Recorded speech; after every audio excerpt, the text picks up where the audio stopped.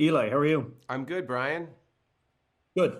I wanted to start off and ask you, do you actually, I mean, I know you wrote Thanksgiving. I'm wondering, do you actually believe Ronnie James Dio was the better singer?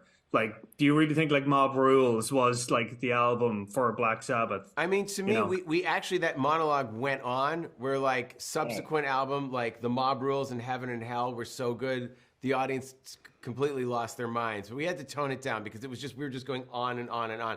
I'm an Ozzy man, but it's the Sure. whole point that sometimes things turn out better than you think. Like for me, it's Bon Scott and Brian Johnson. Like I love Bon Scott, but how can I? Yeah. But I fell in love with Back in Black when I was a kid. And then you're like, wait, there was another singer in AC/DC. So sometimes you have a band, sometimes, it works out.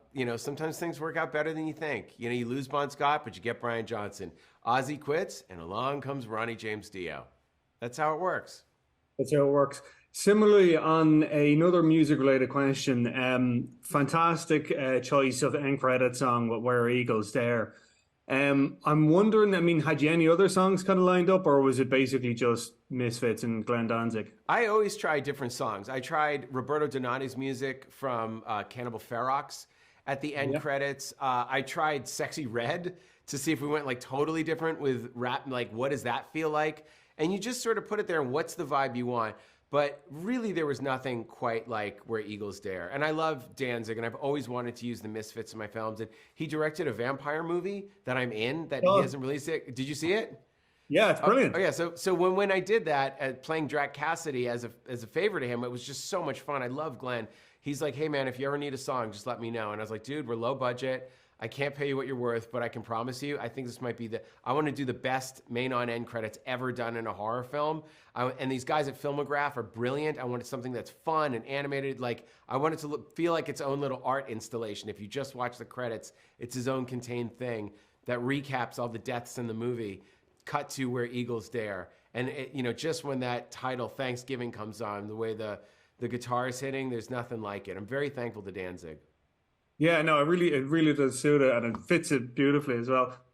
Um, on the kind of the topic of the movie itself, I mean, now maybe this is just me kind of, I mean, I know this is a slasher, it's kind of, exploitation movie and all the rest of it, but maybe this is just me reading into it too much, or it's, I don't know, but like, it kind of felt like there was a subtle commentary about Thanksgiving itself. And I'm saying this as an Irish person, we don't obviously celebrate Thanksgiving here, but looking at it from the outside, with the way that the characters, they're trying to ignore the fact that there's a serial killer on the loose and everyone's just trying to kind of get on with it. I mean, is that what you were going for? Was that the commentary? Was that the metaphor? Or was that just. Well, that's what you got out of it, and that's perfectly valid. I mean, that's what's interesting about a horror movie, and that's what I love about Romero's Dawn of the Dead.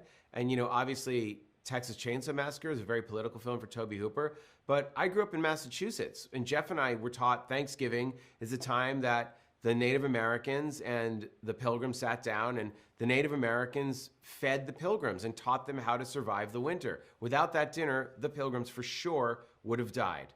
But because they helped them survive, the Pilgrims repaid them by killing them. And it's all been turned into this holiday about being thankful with your family. So that's what it is. But you're thinking about it. And we address that in the movie. There's an awareness of it, and the character who says it actually is Native American of descent, Dorian Giordano. So we have a Native American kid kind of addressing why he won't celebrate Thanksgiving, and we do it in Evan's paper.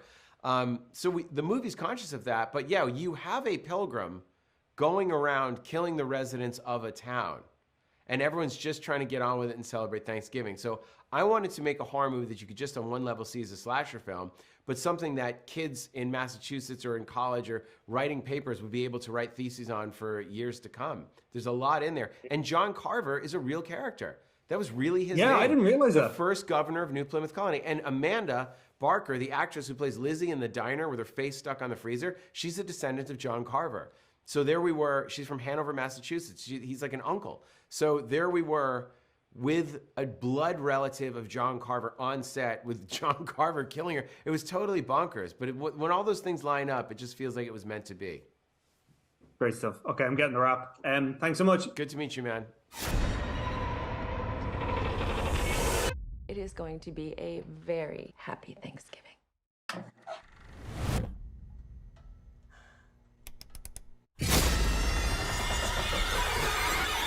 Let's see.